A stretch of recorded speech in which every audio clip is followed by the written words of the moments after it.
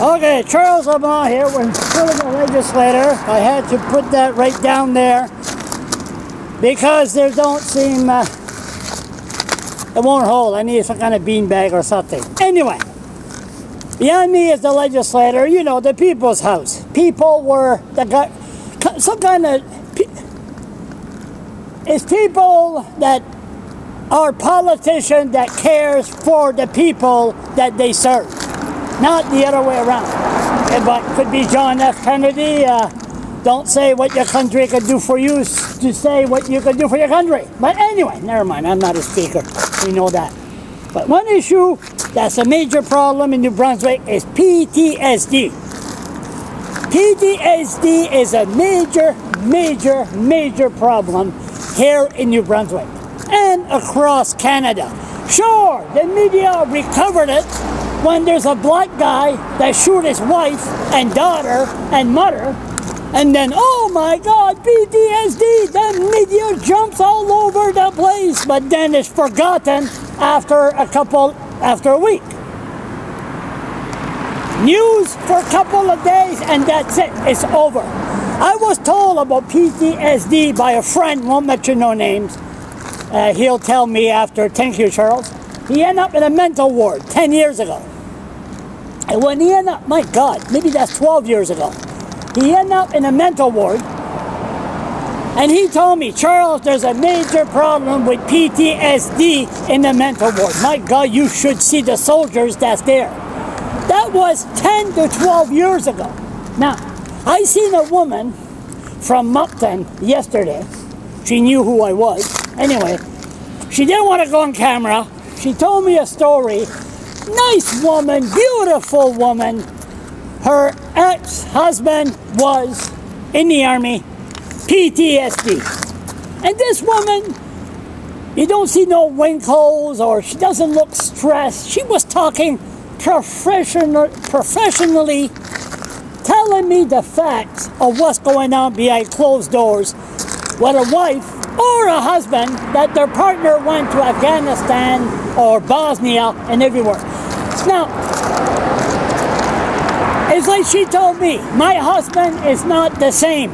It's not the same man that I married. Once they go to Bosnia or Afghanistan, they're not the same person once they come back home. Why? Well, simple. They say, well, PTSD, I think just go to the psychiatrist, get some medication, everything will be all right. Not that easy. It's not a soldier to put the helmet on and just have a gun and just go into another country and make sure everybody is okay. It's not like that. It's to dig up mass graves. Mass graves, that's it, bury thousands, hundreds of people in mass graves. Like what? What they have to do is unearth those hundreds and hundreds of bodies, separate them, break their jaw, remove the bottom jaw, so they know by dental record that they'll know who that person is, so they could give them a proper burial. That's what they do. That's only one thing. Now, take an example. Me for 1 second. I turn around. I've been crying that I haven't been the same since the cops raided my place. This morning, the door shut of a car. I went like this. This is a little tiny raid that happened in my place 5 years ago. And I haven't been the same since. Can you imagine a soldier that goes overseas? So it's like she said. I said, why don't we do a video? She said, I can't do a video, Charles. How come? Because once the army finds out, her husband, her ex-husband finds out, he'll go around and shoot her. PTSD. Then it's the army. The army find out this woman goes public with her problem. What's going to happen? The army is going to say, okay, no more. I'm not talking to myself. Don't call the cops, okay? The video's right there. Sure. Okay? Don't say nothing. Hey, keep up the good work. We're not even going to say who I was talking to.